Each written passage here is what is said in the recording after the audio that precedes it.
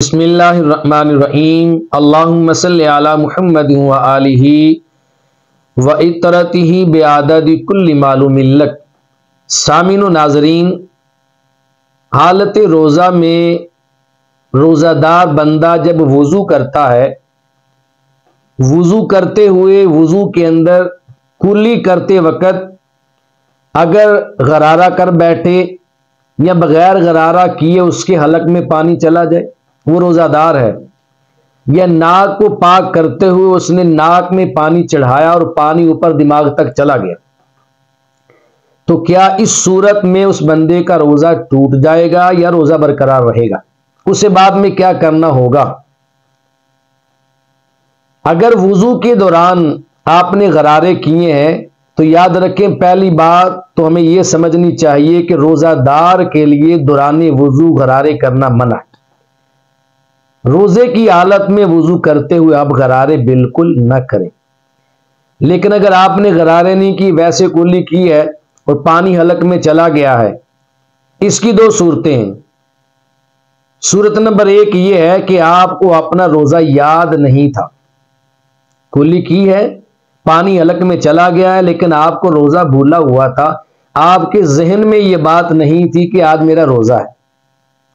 روزے کا تصور ذہن میں بالکل نہیں تھا، پانی کلی کرتے اندر چلا گیا یا قصدن آپ پانی اندر لے گئے، روزہ آپ کو یاد نہیں تھا، تو اس صورت میں آپ کا روزہ نہیں ٹوٹا، آپ کا روزہ برقرار ہے۔ آپ سارا دن روزے دار کی طرح گزاریں اور شام کے اوقات میں پھر افطاری کر لیں۔ اور اگر آپ کے حلق میں پانی چلا گیا غرارے کرتے ہوئے یا ویسے کلی کرتے پانی تھوڑا سا حلق میں چلا گیا، چنے کی مقدار کے برابر پانی حلق سے نیچے اتر گیا، یہ ناک پاک کرتے ہوئے پانی اوپر دماغ تک نرم ہڈی تک چلا گیا اور آپ کو روزہ بھی یاد تھا، آپ کو اس وقت معلوم تھا کہ میں روزے دار ہوں، حالت روزہ میں وضو کر رہا ہوں اور پانی آپ کے حلق سے نیچے اتر گیا چنے کی مقدار کے برابر، یا ناک میں اوپر تک پانی چلا گیا، روزہ یاد تھا، تو اس صورت میں آپ کا روزہ ٹوٹ گیا ہے، آپ کا یہ روزہ نہیں ہوا، لیکن آپ شام تک حالت روزہ کی طرح ہی گزاریں گے، روزے دار کی طرح ہی شام تک رہیں گے، کچھ کھائیں پیئیں گے نہیں، لیکن رمضان گزرنے کے بعد اس روزے کی قضا آپ پر واجب اور لازم ہوگی، ایک روزہ آپ کو دوبارہ رکھنا ہوگا۔ اسی طرح آپ روزے دار ہیں، روزے کے اندر آپ پہ غسل فرض ہو جاتا ہے، تو روزہ دار بندے کے لیے حکم ہے کہ روزے کی حالت میں غسل کرتے ہوئے اپنے ناک میں پانی کو نرم ہڈی تک نہ لے جائے،